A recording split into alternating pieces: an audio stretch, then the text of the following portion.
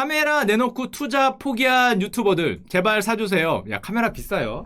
카메라 비싸요. 남 얘기 같지 않아서 가슴이 아픕니다. 남 얘기 같지 않아서. 이게 2020년 11월 27일 날 올라왔는데 백날 찍어봐야 보는 사람도 없고 포기하고 잠이나 자겠다. 일주일에 영상 하나씩 석 달만 올리면 대박 난다길래 유튜브 채널을 개설했지만 이제는 지쳤다. 야, 이거는 좀 솔직히 욕심이지. 일주일에 영상 하나 하면 야씨 그렇게 해서 대박 나면 저도 하겠다. 아, 나는 하고 있지. 나는 하고 있는데 그렇게 얘기하면 안 되네. 누구나 하겠네. 누구나. 나는 하고 있죠. 나는 하고 있네. 야, 일주일에 영상 하나씩 올려서 되면 전 유튜브 몇 년 올리고 있습니까? 지금 3년 올리고 있나? 4년 올리고 있나? 하긴 저는 취미생활이었으니까 전 한 거의 2년 정도는 일주일에 한 두세 개 올렸나? 관심이 없었죠? 그냥 올리는 거 그냥 올리고 말았는데 제가 예를 들면 슈카월드 같은 경우에 예시를 들면은 딱 1년 전 작년 2019년 4월 1일 날에 1만 명이었죠? 1만 명. 그리고 이게 2017년인가? 2017년에 한 1000명 됐을래나? 500명 됐을래나? 그 3년간 10,000명 늘었어요.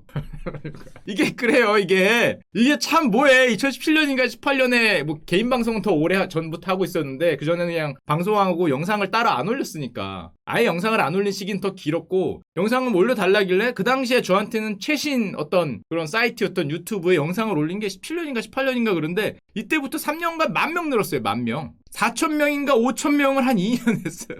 근데 이걸 그 숫자를 그때부터 관심을 가지면 지쳐요, 사람이. 관심도 없었어요. 그게 뭐 4,000이고 5,000이고 무슨 상관이 있어. 그 당시에는 뭐 직장 다니면서 취미로 올리는 거였기 때문에 라이브가 어떻게 보면은 재밌어서 한 거고 그렇게 했던 거죠. 일주일에 영상 하나씩 석 달만 올리면 대박이 나는 거는 정말 훌륭한 분이면 가능합니다.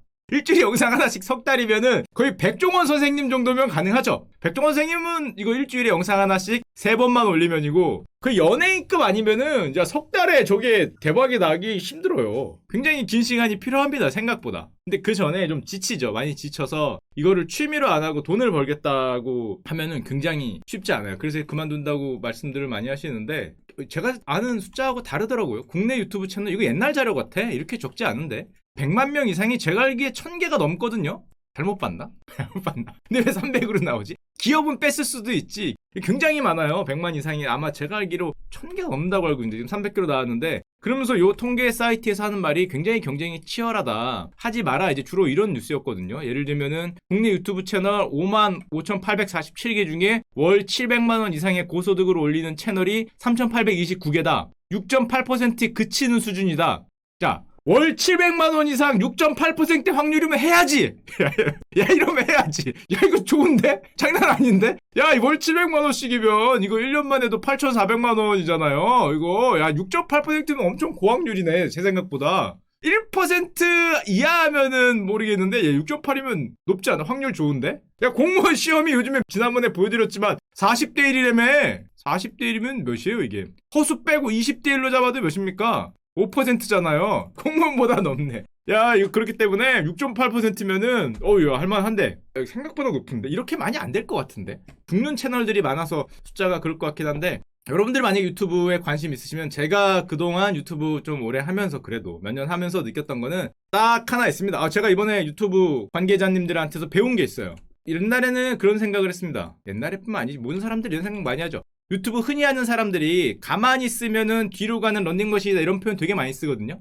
유튜브는 똑같이 내 하던 대로만 하면은 뒤로 가요. 그 이유가 있습니다. 왜냐면은 저도 이번에 배웠어요. 이거 생각을 못했는데 유튜브 영상 업로드 증가 속도가 요즘에 미쳤답니다. 그러니까 옛날에는 한 1000명이 하고 있었다면 요즘에는 2000명이 하고 3000명이 하고 10,000명이 하고 15,000명이 하고 이러기 때문에 유튜브 영상 숫자가 이렇게 증가해요. 근데 문제는 유튜브가 광고로 돈을 버는 증가 속도는 증가하긴 하는데 이렇게 됩니다. 이게 무슨 소리냐면은 내가 동일한 돈을 벌면은 이게 유튜브 영상이 분모고 유튜브가 광고로 버는 돈이 분자잖아요. 가만히 있으면은 분모가 빨리 늘어서 내 수익이나 뭐 이런 게 줄어들어요. 줄어들어. 그러니까 가만히 있으면 뒤로 가는 거죠. 러닝머신처럼. 열심히 뛰어야 돼. 정말 열심히 뛰어야 되는 이런 치명적인 단점이 있습니다. 뛰어보신 분들은 알겠지만 이 런닝머신이 생각보다 뒤로 빨리 가. 그러니까 나는 이 각도로 가면 처음에 될 거라고 생각을 했는데 아니죠. 유튜브가 원하는 각도는 이 각도예요. 고각 발사를 원해요. 고각 빨콩을 원하기 때문에 야, 이게 쉽지 않아. 고각 빨콩 더블샷 이런 거를 원하는 거죠. 가만히 제자리에 있기 위해서는 이게 상당한 고각을 원합니다. 유튜브 증가 속도가 막 이렇게 되면 이 각도가 미쳤거든요. 이게 고각이 미쳤기 때문에 이게 생각보다 쉽지 않아. 생각보다. 예를 들면은 뭐 일주일에 나는 2편씩 올렸다. 그러면은 가만히 있으면 예를 들면 2편씩 올려서 100만 원을 벌었다. 2편씩 쭉 올리다 보면은 한 좀 있으면은 이게 80 이렇게 돼 있다는 거죠. 가만히 있었는데. 그렇기 때문에 고각을 쌓아야 돼. 고각을 쌓아서 조금 각도를 올려야 100이 된다는 거죠. 야, 이게 그래서 생각보다 이 피곤합니다. 이 업로드 증가 속도가 더 빠르기 때문에 똑같은 조회수나 똑같은 시간이 나오면 수익이 뒤로 가는, 사실 수익이 뒤로 가도 버는 분들은 많이 벌거든요. 근데 사람이라는 게 참 신기해서 그 한 번 예를 들면 100이라는 숫자를 찍으면 이게 뒤로 가면은 되게 자신을 자책하게 돼. 나는 왜 이 모양인가? 그래서 유튜버들이 이 정신적으로 고통을 많이 당해요. 나는 왜 이 모양인가? 자신감 떨어지고. 실제 그런 사람한테 공황장애라든지 아니면은 이 100이라는 숫자가 자꾸 뒤로 가는 거야. 90, 80. 그럼 아, 내가 잘못하나? 내가 뭘 못하고 있나? 그게 아니라 그 런닝머신 위에 있기 때문에 그렇다는 거를 좀 알고 마음을 편하게 먹어야 되는데 마음이 편하지 않다는 거죠. 사람이. 계속 숫자로 보여요. 계속 숫자로. 게다가 요즘에 유튜브 그 뭐더라? 스튜디오, 정글에서 유튜브 스튜디오 이런 거 안 열어보거든요. 유튜브 수익도 안 봐요. 조회수도 안 봅니다. 야, 봐서 뭐 하겠어. 저는 댓글도 진짜 웬만하면 안 보고 정치 관련 뭐 이런 게 오르면 아니면 역사 이런 거 올리면 틀렸다고 혼날까봐 잠깐 들어가서 몰래 눈팅하는데 그런 거 아니면은 잘 안 보거든요. 봐서 뭐 하겠어. 혼만 나지. 보면은 자존감만 떨어져요. 자존감만. 뭐 이래서 안 되고 저래서 안 되고. 근데 유튜브 선생님도 알고리즘이 막 여기다가 글을 올려줘요. 당신의 최근 영상이 지난 조회수에 비해서 조금 부진합니다. 뭐 이런 거 올라와. 야, 그거 보면은 야, 알고리즘 선생님한테 혼날기 시작하면은 자존감 막 내려가요. 아, 막 스트레스 받으면서 알고리즘 선생님이 얘기하는 거지. 자네가 그 속도로 달리면은 곧 뒤로 갈 텐데. 뭐 이런 게 줄줄이 올라오기 때문에 야, 보고 있으면은 갑자기 내가 더 뭐를 해야 되는가? 내가 여기서 옷이라도 찢어야 되나? 뭐 눈썹을 밀어야 되나? 뭐 이런 생각이 들어요. 나는 왜 뒤로 가는가? 다른 사람들은 다 앞으로 가는데 나는 뒤로 갈 것 같은 이런 생각을 계속 봤죠. 계속 봤기 때문에 안 보시면 됩니다. 안 보시면 돼요. 요즘에도 안 봐요. 근데 내가 봐서 뭐 하겠어. 이게 뭐 100만 되면 뭐 하고 200만 되면 뭐 하겠어요. 뭐 내 삶이 그렇게 달라지지도 않고 이게 가만히 있으니까 뒤로 가더라고요. 그래서 저처럼 이 가만히 있으면 안 되고 뛰어야 돼요. 여러분들은 꼭 뛰시길 바랍니다. 저는 자꾸 이거 뛰는 거 너무 힘들더라고. 세상에 너무 힘들어. 뭐 일주일에 라이브 2번 하고 뭐 영상 뭐 40분짜리 매일 5개 올리고 힘들잖아. 힘들기 때문에 가만히 있었더니 야, 이거 잽싸게 뒤로 가더라고요. 대신에 딴 거 하죠. 딴 거. 예를 들면은 다른 분 뭐 영상에 나간다든지 다른 분하고 뭘 찍는다든지 라디오에 나간다든지 그런 게 더 재밌잖아요. 정신 건강을 위해서 그런 게 훨씬 재밌는 걸 하는 거죠. 재밌는 걸. 이걸 일로 생각하고 수익을 얻기 위해서 계속 런닝머신을 앞으로 뛰면은 진짜 힘들어요. 정신병. 힘들기 때문에 생각을 그냥 안 보고 어때? 많이 벌잖아. 그 정도면 극장에 올 보다 많이 받잖아요. 하는 거에 비해서 많이 받잖아요. 그럼 됐지. 하는 거에 비해서 많이 받구나. 뭐 이 정도면 됐지. 거기에 뛰라고? 뛰면 안 되지. 야, 뛰면 죽어요, 이거. 그냥 그러시면 됩니다. 그래서 근데 이런 현상이 CNN에서는 이렇게 나온대요. 이게 정보기술사회의 시대적 징후다. 이게 뭐 이렇게 어려운 소리야? 무슨 소리냐면 정체를 알 수 없는 알고리즘이 언젠가 처벌할 수 있다는 두려움을 아는 채 최대한 달려야 된다는 거죠. 미래 여러분들의 직업의 특징이랍니다. 그러니까 지금은 저만 달리고 있지만 이제 조금 있으면은 여러분들도 달려야 되는 거예요. 회사에서 이런 거 채택할 수 있어. 뭐 여러분들이 삼성을 다니고 현대를 다니건 뭐 LG를 다니건 회사에서 이제 KPI가 아닌 알고리즘님을 채택하는 거죠. 여러분의 움직임을 알고리즘으로 분석할 수 있어요.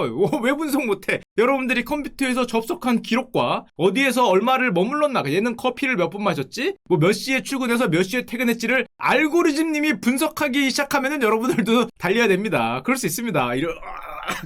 이렇게 달려야 될 수 있어요. 그게 이제 IT 정보산업의 시대적 징후라는 거죠. 이걸 먼저 알고 싶으면은 그 유튜브를 해보시면 되는 거고, 알고리즘님이 뒤에서 이 채찍질을 하시는 그대로 느끼실 수 있습니다. 자, 그렇기 때문에 뭐 예를 들면 이런 게 있죠. 그래서 잘 나가던 유튜버들이 왜 번아웃에 빠질까? 당연히 알고리즘님의 채찍질에 등을 몇 대 맞다 보면 아이야 몇 대 맞다 보면은 이 빠집니다. 그래서 채찍질을 쳐다보면 안 돼요. 제 개인 생각이에요. 채찍질을 보지 말고 알고리즘님과 눈을 마주치는 순간에 상당히 무서운 결과가 올 수 있어요. 눈을 마주치지 말고 이렇게 딴 데 봐야 됩니다. 이렇게 딴 데. 애써 외면해야 돼, 애써. 이렇게 눈을 마주치는 순간에 자꾸 뭐라고 말씀을 하셔. 뭐라고. 야, 너 말이야. 뭐 지난번에 말이야. 요걸 또 가볍게 눈을 돌리려고 그러는데 저희 또 뭐 저런 데 있잖아요. 뭐 쌤박 형들 그런 분들은 또 친히 또 채널 분석을 해주세요. 가끔. 그 분석을 해주시면 나오는 거죠. 너는 뭐가 잘못했고 이래야 되는데 저래야 되는데 이거밖에 못 됐네? 뭐 이런 게 온단 말이에요. 그러면 야, 분석을 보다가 야씨 애써 눈을 돌리고 있었는데 정통으로 와서 이게 머리를 빡 때리고 가시는 이런 분석을 가끔 하는데 하여튼 그렇습니다. 항상 그렇기 때문에 너무 이 알고리즘과 눈을 마주치면은 이렇게 된다. 디지털 그 스트레스를 받는다 해서 유튜브 같은 거 할 때도 뭐 좀 뭐 어떻게 하겠어요. 뭐 하는 거에 비해서 많이 벌잖아. 그 정도 벌었으면 됐지. 그렇게 생각하시고 마음 편하게 저같이 저는 뭐 하냐 그러면 저는 다른 거 합니다.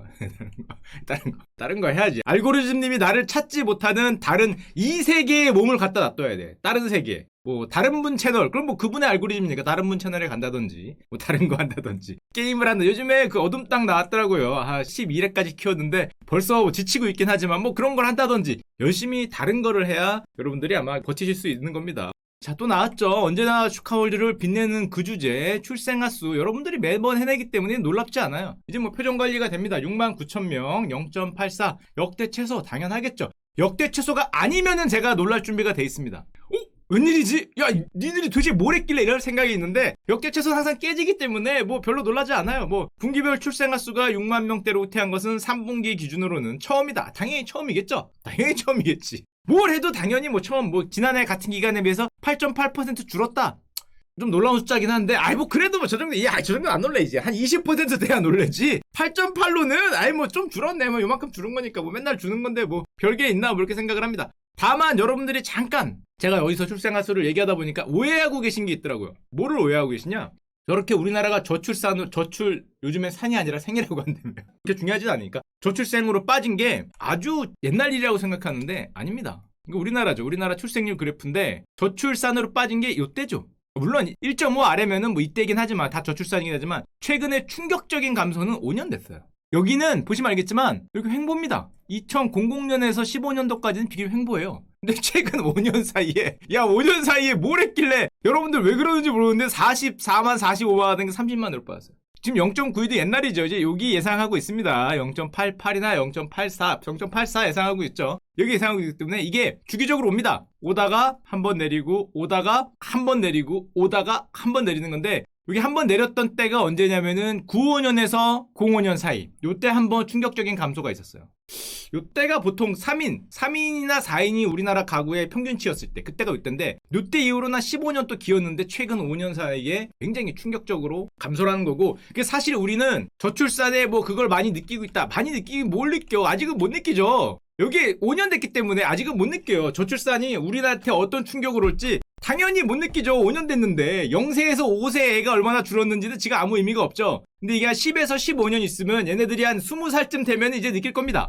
이제 20살쯤 되면은 애가 없어도 좀 지나치게 없는 거 아니야? 라는 거라 10에서 15년 아직은 못 느껴요. 지금 벌써 느끼고 있다고 생각하는 분들 착각이에요. 그거는 이때기 때문에 이때 느낌은 뭐 그냥 뭐 쏘쏘죠. 뭐 별 다를 게 없구만. 당연히 다를 게 없지. 지금 저출산 애들이 이렇게 누워 계시거든. 이렇게 누워서 엄마 뭐 이거 뭐 먹고 뭐 이렇게 기저귀 갈아주세요 그러고 있기 때문에 얘네들이 일어나는 순간에 이제 문제가 되는 거예요. 아직은 못 느낍니다. 아직은. 여러분들이 곧 느끼실 거예요. 곧은 아니구나. 10에서 한 15년 정도 걸리니까. 길면 20년. 어떤 일이 벌어질 거냐? 뭐 뻔하죠? 예를 들면 요즘에 있는 걸로 치면은 자 지금 코로나 때문에 수능이 연기 안 됐죠? 연기되면 안 되는데 애들 무슨 고생 시키려고 연기되면 안 되는 연기 안 됐죠? 12월 수능이라고 합니다. 사상 최초의 12월 수능. 이게 지금 얼마나 수능 보는 숫자가 줄었냐고 요즘 신문에 많이 나오는 게 사상 첫 50만 명대 붕괴잖아요. 이게 보면은 2020학년 대입에서 이제 수시 모집비를 뭐 이런 게 있지만 그런 걸 떠나서 그냥 응시생 자체가 50만 명을 붕괴됐어요. 그러면서 신문에 많이 나오는 게 옛날 90년대 말에서 2000년대 86만 명 하던 게 지금 50만 명 떨어졌다. 20년 만에 마이너스 43%다.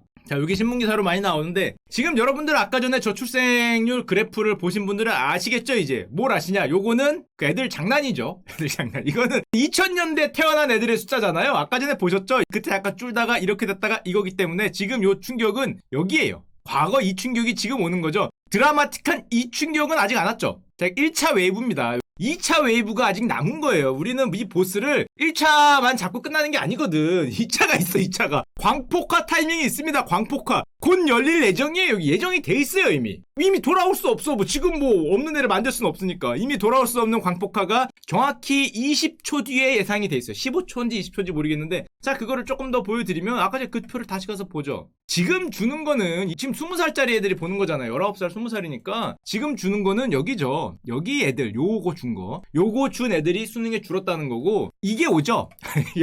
이 웨이브가 올 예정입니다. 출생아 수로 그냥 무식하게 계산을 해보면 보면 56만 하던 게 30만 명 나오는 거니까 30만 명도 조금 이따 보여드리겠지만 높게 잡아드린 거예요. 이거 깨졌습니다. 깨질 확률이 거의 높은데 그러면은 마이너스 46% 깨졌다고 치면 대충 마이너스 50%예요. 여기와 여기의 차이가. 이 2차 웨이브, 보스 2배 광폭화 웨이브가 올 거예요. 아직 안 온 겁니다. 아직도 1년에 8.8%, 뭐 달로 치면 11%씩 감소하고 있기 때문에 30만은 깨졌어요. 29만 명 예상하는데 내년에도 11%면은 뭐 한 2, 3년 더 가면 25만 되겠죠.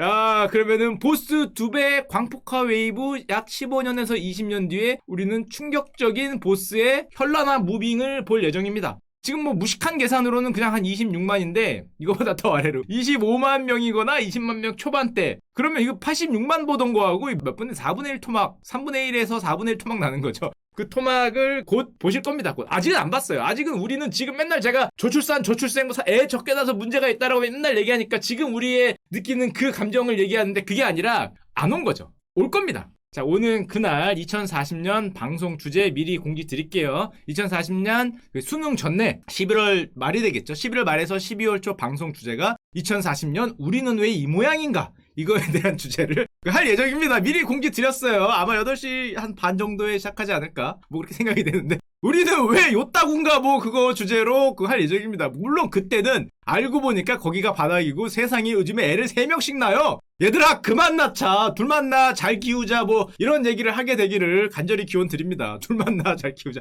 야 너는 왜 셋이나 낳니? 야 이제 좀 그만 아이고 묶어라 그러면 안 되고 그만 낳아라. 셋 넷 낳으면은 뭐라 그랬더라 옛날에? 무대포로 나오면은 뭐 거짓골을 못 면한다 뭐 그런 거 있었잖아요. 예전에 표 있습니다. 뭐 그런 아마 표를 얘기할 수 있는 시간이 될 거예요. 2040년 11월 네 번째 주 쭉 적어 놓으시고요. 자 근데 벌써 무슨 얘기가 나오냐면은 49만 명 50만 명 깨진 게 대학 정원보다 6만 명이 적다. 그러니까 대학 정원은 55만 명이란 거죠. 수능은 49만 명 받는데 그러니까 6만 명의 자리가 남는 거죠. 자, 요거는 예고편이죠. 예고편. 요거 지금 어그로 작업하고 있는 거고요. 몇 대 톡톡 때렸는데 피가 요 정도 깎인 거고 조금 있으면은 25가 다가오죠. 대학교가 절반은 무조건 물론 그동안 입학 정원이 많이 줄겠지만 뭐 그럴 예정이고요. 당연하겠지만 지금은 누구나 대학을 갈 수 있는 시대입니다. 어디냐는 좀 차이가 있겠지만 당연히 갈 수 있는 시대이고 근데 우리나라 대학은 아직도 뭐 비슷하죠. 86만 명일 때나 뭐 지금 40만 명, 50만 명일 때나 비슷한데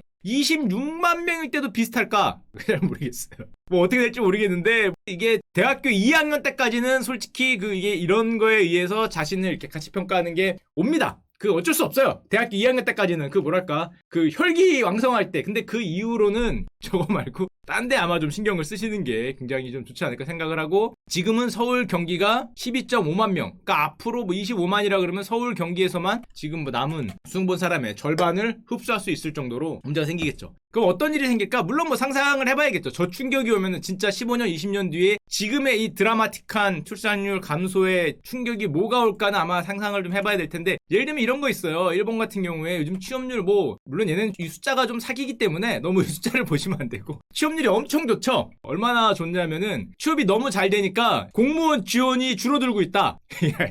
이게 일본입니다. 일본. 우리보다 좀 몇 년 앞서 갔던 일본. 취업이 너무 잘 돼서 공무원 지원이 사실상 취업 의지가 있는 사람 모두가 일자리를 구할 수 있는 완전 고용 상태다. 뭐 이런 거죠. 놀다가 일하다가 하고 싶으면 일자리는 무조건 있는 일본은 그런 상황이라고 합니다. 물론 제가 경기가 그렇게 좋은 것도 아닌데 그런 상황이고 우리는 당연히 교육에서건 어디에서건 이 정해진 미래죠. 현재 진행형이기도 하고 이 현재 진행형이 멈추기를 간절히 바라지만 정해진 미래를 아마 대비해야 되지 않을까 당연히 그런 생각을 하고 근데 제가 생각하기에 참 안타까운 건 이게 예전에 한 말씀드렸지만 아직도 궁금해. 이게 우리나라만 그렇거든.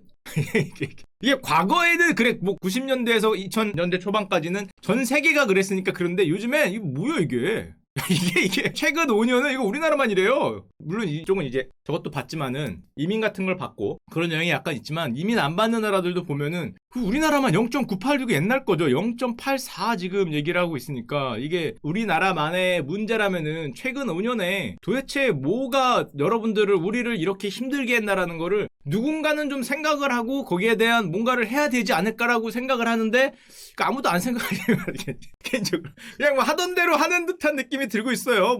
작년에 0.92 올해 0.84 내년에 0.78 이렇게 가더라도 그냥 가나보다 원래 저출산 아닌가? 문제인가? 뭐 그냥 이렇게 생각하는 건지 별로 옛날에는 이거에 대해서 굉장히 시끌벅적하게 신문에서도 야, 한 명이 깨졌다, 1.2가 깨졌다, 야, 우리 어떡하냐, 뭐 돈을 뭐 수십조를 쏟네, 뭘 쏟네, 그런데 요즘엔 조용해요.